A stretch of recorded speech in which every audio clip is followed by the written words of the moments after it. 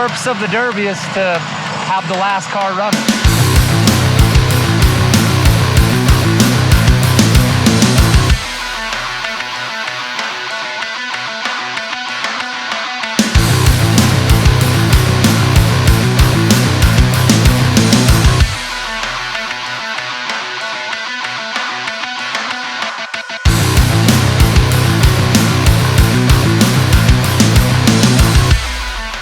First rollover that Valley's ever had happened tonight in the truck, so.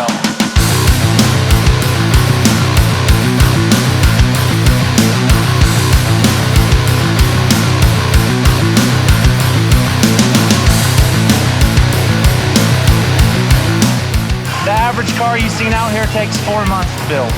Probably around 800 man hours and a ride around $4,000 to $5,000, so.